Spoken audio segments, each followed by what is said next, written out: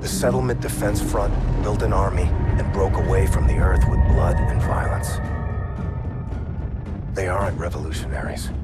They want Call of Duty Infinite Warfare is the latest entry in the Call of Duty franchise. It's true that of late the series hasn't really been all that amazing, but you've got to give the developers at Infinity Ward props for pumping these games out every single year. Especially in the wake of all the hate for that YouTube trailer. I mean, do you know that it is the second most disliked video on YouTube? I mean, it had more dislikes than Rebecca Black's Friday. Folks, that's what we call the Lemmings effect. Anyway, what's most surprising about Infinite Warfare is its premise, which is almost set entirely in space, and the structure of the missions, which is something of a first for the series. With an expected multiplayer and zombies component tacked on as well, though, will this new campaign make the game more memorable? Well, Sunny Jims, let's find out.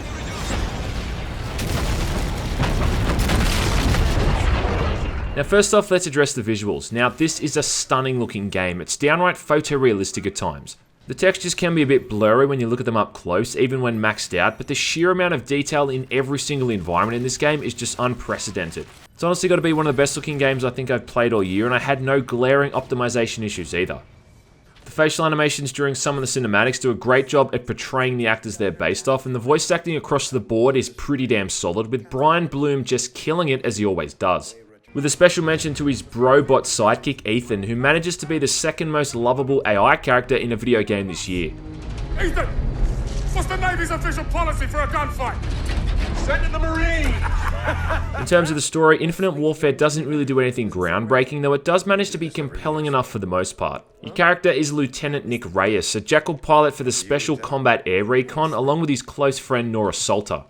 In the game's prologue, we see Earth attacked by a group known as the Settlement Defense Front, or SDF for short, who seem to have engaged in warfare against the planet for reasons that aren't really explained all that well, with their fleets led by the villainous Salen Koch, played by Jon Snow. This is Admiral Salen Koch of the Olympus Mons. You are defeated. Death is no disgrace. After a pretty explosive first level, the SDF is pushed back and Reyes is promoted to captain of a ship called the Retribution. Yes, the irony is so subtle, if you blink you might miss it. From this point on, the game does something that breaks away from the formula of previous COD games and actually lets you choose what to do next. Now what this means is that you can choose from a bunch of different missions on a map screen, which either involve you infiltrating SDF ships and often destroying them, or other missions where you're primarily inside your Jackal, taking out fleets of smaller ships called Skelters and bigger ships called Destroyers in these giant space battles. Now these are actually pretty fun little distractions, even if they are kind of repetitive. Some of the side missions include some really well designed stealth sections where you're sneaking around, stabbing guys in the back of the head, or taking them out with silenced weapons. The dogfights look pretty awesome too, where you're darting in between asteroids and hurtling through space as you've locked onto an enemy pilot. It's just immensely satisfying and cinematic, and it's a real culmination of the amazing sound and visuals that make it this truly visceral experience. It's just a shame, as I said, that a lot of these missions are really so repetitive. Dogfights just involve shooting a bunch of Skelters, blowing up a couple of Destroyers, and that's about it. You spam missiles when you've locked onto something, and you spam flares when something's locked onto you. You don't have any kind of radar in this mode either, and the SDF ships only show up on your heads-up display if they're close by, so as a result you're kind of spinning around all the time like a brain-dead idiot until you can get someone in your field of view. The other missions where you're not in the Jackal often involve moving around in zero gravity, which isn't all that much fun either, as floating in space and enemies with hit-scanning weapons don't really gel all that well together. And again, they can be quite repetitive, as you're just often moving through yet another generic-looking space station shooting the same-looking generic bad guys. All up, I think there's 6 or 7 main story missions, but maybe a couple of dozen of the side missions, and though they're not mandatory to finish the game, I mean this isn't Mass Effect or anything, they do unlock all of the upgrades for Reyes and the Jackals, so they're kinda worth doing. And finishing all of these in the main story missions took me about 8 hours all up. It is a shame then that the campaign is so derivative and doesn't really offer up anything new outside of the setting. There's a few new gadgets to play around with though. There's spider grenades that seek out and latch onto enemies before detonating. There's anti-gravity grenades that pull enemies in the air and hold them there for a few seconds. And there's also a retractable shield which lets you bludgeon guys to death, which is also pretty cool.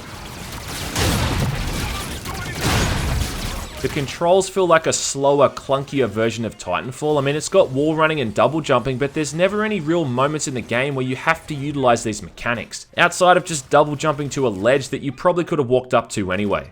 I mean, I think I counted on one hand the amount of times I used a wall run in the campaign as a means to move to a more effective position in combat. It just felt like a wasted feature. But also outside of that, it's like every time there's a good section in the game, it just seems a crappy section follows right after.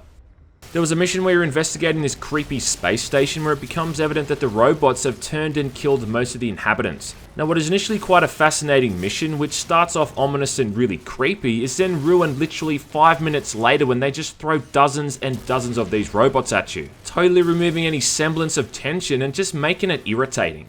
Another thing is that all of the cool moments in the game are often just scripted sequences where you're not even in control of what's going on. You might have to press a button during a prompt to avoid dying, but that's about it. Overall though, this is probably the most unique and innovative COD campaign we've actually had in a while, even though it does nothing new in terms of shooting games or even really games in general. But just in the sense that its structure is more than just moving from one generic mission to the next, and there is an actual sense of pacing. It's a lot more compelling than previous games in the series, and I did find myself becoming attached to certain characters, Ethan the Brobot in particular. I mean, I sure was expecting a lot worse, and Jon Snow does a pretty good job at being the villain, even if he is underutilized. Which brings us on to the multiplayer mode. So it should go without saying, but this multiplayer mode is pretty much par for the course. You've got team deathmatch, domination, free-for-all, and all that shit. It's that same old chestnut of running around the same half dozen or so maps, shooting people in the back and leveling up to get new perks and weapons. Do this until the point where the diminishing returns either forces you to move on to bigger or better things, or it brings out your innermost OCD. Now, I have nothing against people who enjoy the multiplayer. I mean, if that's your cup of tea, then that's fine and dandy. I just find the problem with these modes is that you've really got to spend a few hours before you've even unlocked enough of the bare essentials that you're able to start creating a class that actually gels with your playstyle. You're often at the mercy of your connection as well, and the at times horrible matchmaking system. The inclusion of wall running, double jumping and all that kind of stuff does make it play a lot better, but it does feel, as I said earlier, like a slower, clunkier version of Titanfall.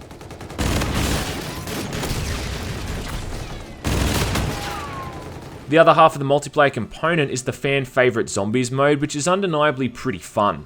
The only thing I dislike about this mode is that I think they do a horrible job at telling you what you're supposed to be doing.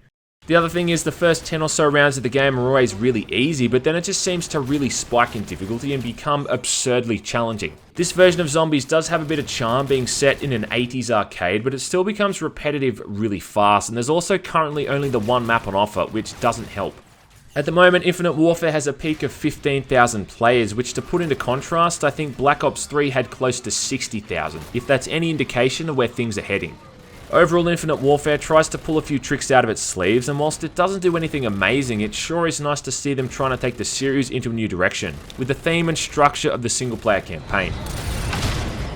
If you hate the franchise, you're still going to hate it after playing Infinite Warfare, but all hope is not lost. I hope with the next entry in the series that Infinity Ward wind the clock back instead of winding it forward, because that's something that sure seemed to work for Battlefield 1. I guess we'll find out same time next year.